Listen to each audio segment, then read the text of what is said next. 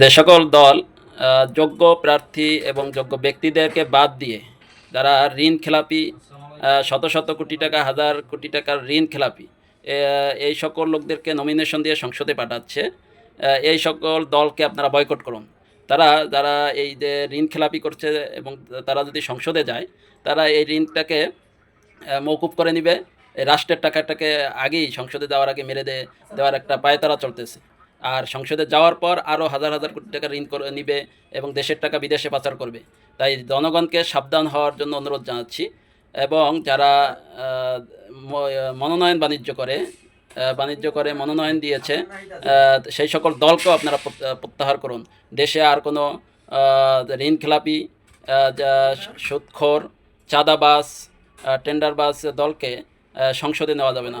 সৎ, দক্ষ, যোগ্য, দেশপ্রেমিক যে সকল প্রার্থী আছে, আপনারা তাদেরকেই সংসদে পাঠান, সেটা যে দলের হোক। এইভাবে বিচার বিশ্লেষণ করে সংসদকে আমরা চাচ্ছি একটা সৎ, দক্ষ, যোগ্য, দেশপ্রেমিক নাগরিকদের একটা আবাসভূমি হয়, যেন এখান থেকে আমরা দেশের সুন্দর সুন্দর প্ল্যান পরিকল্পনা বাস্তবায়ন করে দেশকে একটি উন্নত দেশে পরিণত করতে পারি। এজন্য সৎ, দক্ষ, যোগ্য নেতৃত্বকে বাছাই করুন। সেটা যে কোনো দলের হোক, যে আসন থেকে হোক, এটা বাছাই করতে পারলেই আমরা একটা শক্তিশালী দেশ গঠন করতে পারবো। ধন্যবাদ সবাইকে। চাঁদাবাজ মুক্ত, দুর্নীতিবাজ মুক্ত একটি সুখী সমৃদ্ধ বাংলাদেশ আমরা গড়ব ইনশাআল্লাহ। ধন্যবাদ সবাইকে।